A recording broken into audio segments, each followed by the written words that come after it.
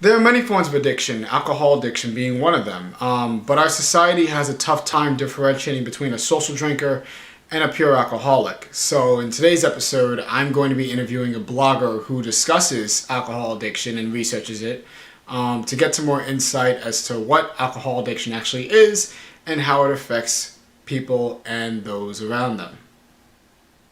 I've spent my life pushing myself to be the strongest, and now I learn there's a power level I'll never reach on my own. And I hate that.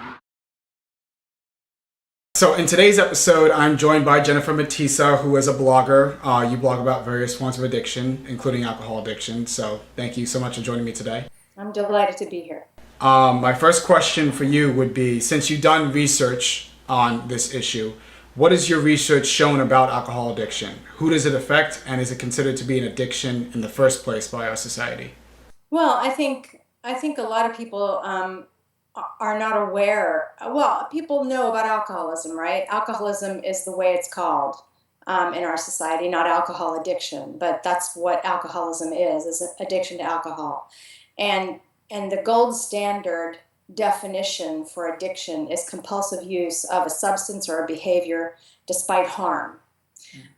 So people who are addicted to alcohol compulsively use it despite harm to their bodies and their social interactions, their family lives, their careers, everything else.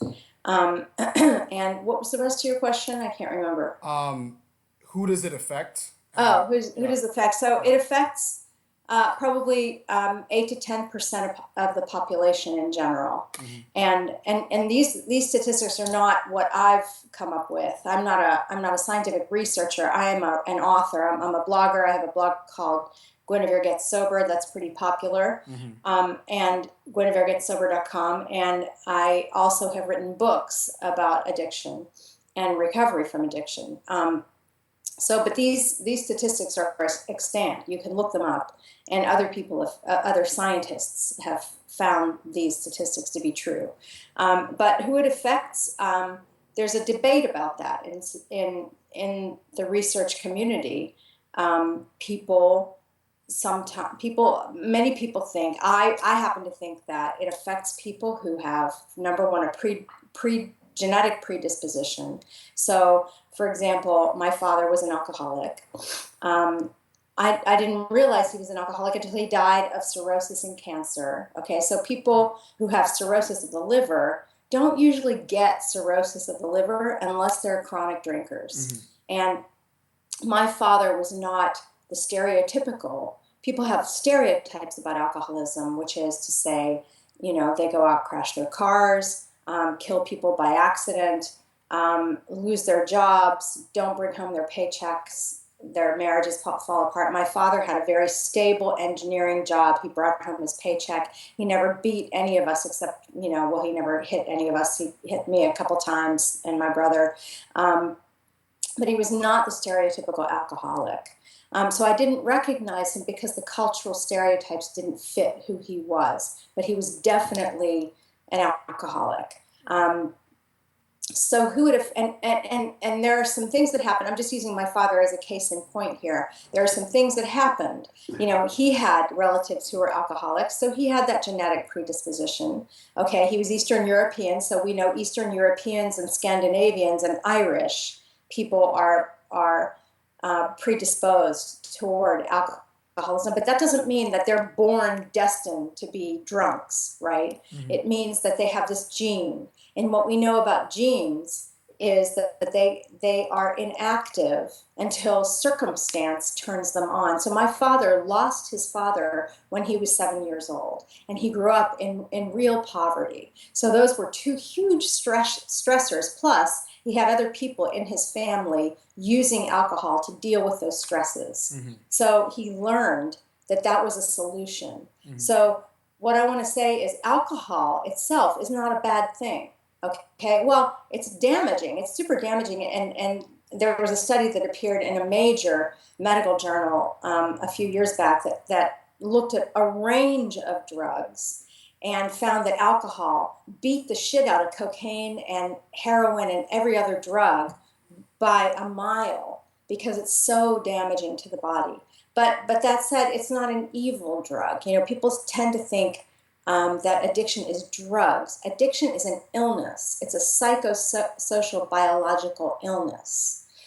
So my father and alcohol and other substances provide a solution to the kind of stresses that go on inside of us. So my father learned to use alcohol to deal with those stresses. And so it can affect anyone. It goes across class lines, race lines, gender lines, all these different economic lines. Okay. So my last part of that question was actually, is it considered to be an addiction in the first place by our society, or is it thought of as something more social? And I ask that because we have, advertisements showing that, you drink, you get dates, you're popular and stuff like that, and it seems to contradict what the research says, which that it is an addiction. So I just wanted to see, based off of what you've seen, if it's considered to be an addiction in our society. Well, based on what I've seen, alcohol, and this is common knowledge, alcohol is a disinhibitor, right? So you go to a bar, you have a couple of drinks, and it's easier for you to meet a woman or a man or whoever you're looking for. But that doesn't mean you're addicted. Mm-hmm. Addiction is compulsive use despite harm. So if you have a couple of drinks, meet a woman or a man, take them back to your place, have a good time, wake up the next day and go to your job, that's not addiction. Mm-hmm. Okay? It's use of a substance to get through an awkward situation. But once we start using the substance compulsively, which is to say repeatedly, we start obsessing about it and we start telling ourselves untruths about it, like, yeah, that hangover didn't really impact my work, or I'm not really suffering because of my alcohol use. That's when we can start to think that maybe our alcohol use is verging into addiction. Mm. And that's the part that we don't understand in society. Mm. In this society, we like to think in binary terms. It's either bad, evil, or it's good and okay and safe. Yeah. And there's a big gray area in there. Okay. In terms of, let's say you are addicted, no questions asked, does recovery actually help? Because I've also learned that sometimes it's not so much the rehab, but it's the environment that you find yourself in, and rehab takes you out of that environment. And once you go back to your regular life, you're put right back into your old environment, so you get back on the horse, if that's right, if it's on or off the horse. But my point is, does recovery actually help? Okay, so you're asking about recovery, and when I think recovery, I don't automatically think rehab. Okay. Although rehab can be very helpful, especially for people who cannot stay away from the substance. Mm-hmm. As you pointed out, it takes them away from the substance, and it also takes them away from the people with whom they used or drank. Mm-hmm. Okay, so it's particularly helpful for, say, heroin addicts who can't stop banging heroin, and they know where to get it. And especially for heroin addicts, I mean, for alcoholics, you can be an alcoholic, you can be a binge drinker alcoholic and not really be physiologically dependent on alcohol. But when you're a heroin addict, you're physiologically dependent. Mm-hmm. I mean, you can chip, but still the drive to use is so much more powerful. And then the ancillary behaviors, I mean, for example, alcoholics report that it's difficult to go to parties because they can't see wine glasses, or they can't hear the clink of ice cubes in the glass, or whatever that reminds them. So these habits become inscribed in our neurology, okay? And when we go to treatment, which is one form of recovery, those stop and we have time to inscribe new behaviors and new habits that counteract those old ones that reminded us of using and drinking. Mm-hmm. But what I wanted to say is that from all of I've written about addiction and recovery for 6.5 years, and I've been in recovery for over 8 mm-hmm. For addiction. What I wanted to say is that a community from every researcher I've talked to and every recovering person I've interviewed, and I've interviewed hundreds. Community is really one of the most helpful forms of recovery. So rehab doesn't just take you out of your environment, away from the unhealthy community, and put you into a place where you can't use. It puts you into a community that's helpful, that supports you. And the same thing happens with recovery systems. It's not just the 12 steps, it's Life Ring, it's Smart Recovery, it's all the other communities that are built around supporting the person from doing the damaging behaviors that they've convinced themselves are not really damaging, because addiction is the one disease that tells us that we don't really have a disease. Okay, so community is super helpful. And so it's not helpful. One reason why 28-day rehabs don't succeed by and large is that they detox people and then they let them loose back into their old lives. Like you said, the best kinds of treatment, if you're going to choose treatment, is treatment that lasts at least 60 to 90 days and perhaps even longer.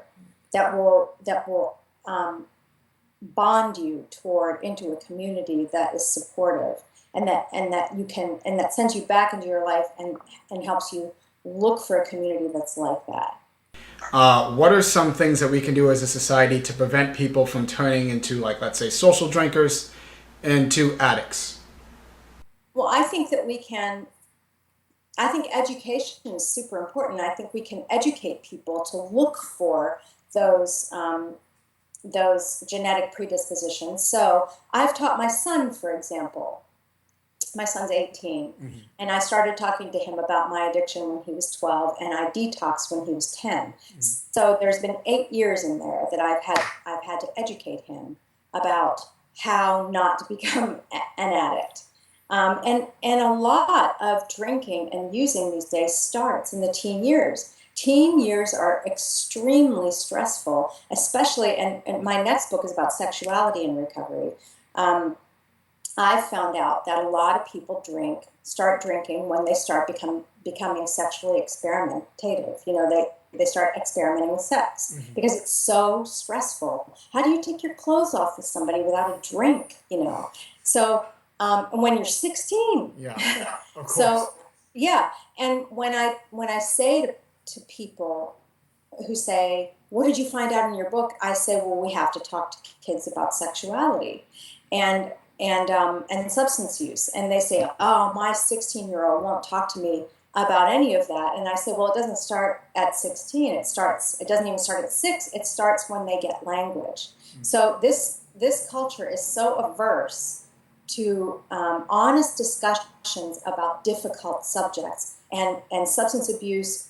We think if we talk to our children about substance abuse, they're going to turn to substance abuse. Or if we talk to them about sex, they're going to go out and have sex. Actually, no. Kids are smarter than that.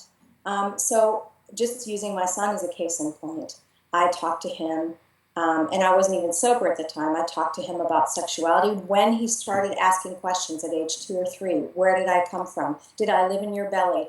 How did I get out? And I told him, I gave him answers in language that he could understand. You came out through a tunnel in my body, and I was so happy that day. You know, that's an answer a 3-year-old can understand. And then when I got sober, I started talking to him about substances. And I said to him, frankly, look, you may not have addiction on your father's side, because I don't know of one single person with addiction on his dad's side of the family, but I know a whole raft of people on my side. So if you start drinking now, when you're a teenager, your brain is still developing, and you are going to inscribe those patterns really deeply into your brain, and you're going to make it very difficult for yourself to stop. So be very, very careful. I have no illusions that you're never going to experiment with drugs or alcohol, but if you do, be very careful and understand that when you flip that switch into addiction, it never gets flipped off. It's always on. And then you're responsible for dealing with that and recovering from that. I have taught him, I think the single best thing I've taught my son, and I really advocate this for other parents, is learning how to recognize one's feelings while one is in them, and then speak them, articulate them, and that makes us vulnerable, and that makes us have real relationship. And real relationship and unconditional love is really one of the things that saves us from turning to drugs and alcohol as a solution, because we turn to those substances because we feel alone and we don't know what to do. My final question would be in terms of people who are addicts. If somebody watching this video right now is struggling with an alcohol addiction, what advice would you give them? Well, I would ask them to reach out for help immediately, whether it's talking to a loved one who they know loves them and they can trust, or reaching out to, what I did was reach out to the most reputable treatment facility in my region. And then I also reached out to my primary care physician and I told them my situation. And they said, call this physician. They both named the same physician, and I thought, well, that's good. I mean, that's a really good recommendation. And I went to that physician and he detoxed me. So no matter what way you find, it's imperative to ask for help, because none of us recovers from this disease alone. Can you recover from cancer alone? No. Can you recover from hypertension alone? No. You can't recover from any chronic illness by yourself. But as Americans, we're extremely individualistic, and also when we have any kind of condition that has a stigma or any kind of judgment lodged against it, we're terribly afraid of confessing it to anyone. But we have to get over that, and if we really want to live, because that's what it comes down to, if we're going to live, because this is a fatal illness and it's progressive, if we're going to live, then we have to ask for help. Okay, that's sound advice. I think that's pretty straightforward. If there's anything else you wanted to add, I covered everything that I wanted to. Feel free. But otherwise, I'd like to thank you for doing this interview for my blog.